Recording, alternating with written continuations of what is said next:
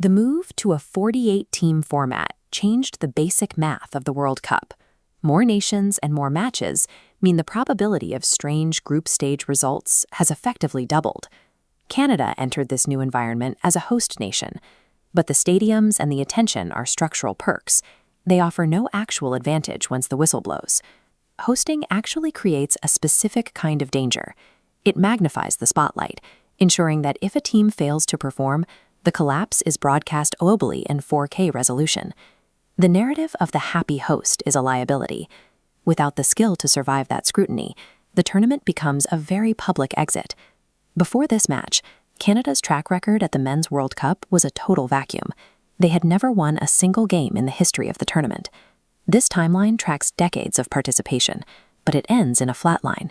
Fans point to the project or the future, but that doesn't change the objective absence of 3 points. Now, that zero-win history is compressed by the weight of hosting. The expectation to perform at home makes a winless record feel heavier. Potential is just a theory. To prove they belonged on this stage, Canada needed a victory that the rest of the world couldn't ignore.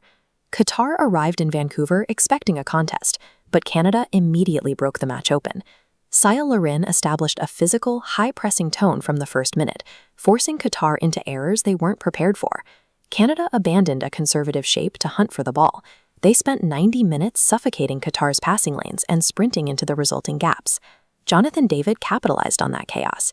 He secured a hat trick, a rare statistical feat that signaled Canada's attack had reached a different tier of efficiency. As the pressure mounted, Qatar's structure broke. 2 red cards reduced them to 9 men, effectively ending their ability to defend the width of the pitch. This map shows the mathematical reality of an 11 versus 9 game.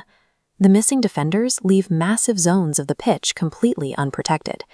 Canada stayed aggressive, moving the ball through those specific voids to turn a lead into a demolition.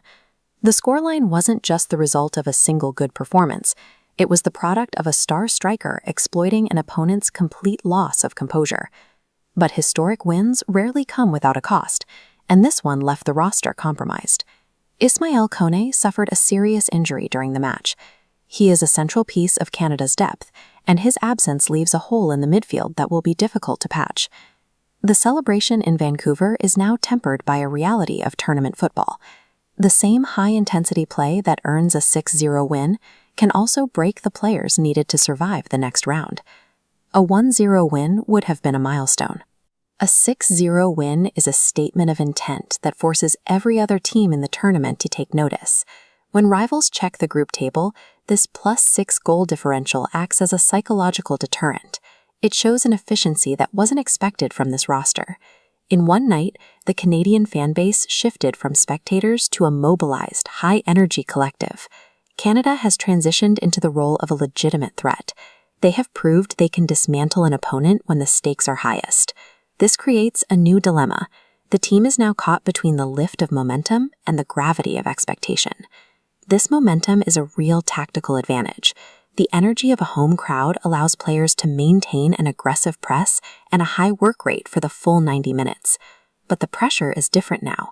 The next match is no longer just a game. It is a test of whether Canada has actually arrived or if they simply caught a weak opponent on a bad night. History was made in Vancouver, but those 6 goals don't provide a head start in the next match. Canada has moved from a team with potential to a team with proof. And for a team with proof, the only acceptable result in the next match is to win again.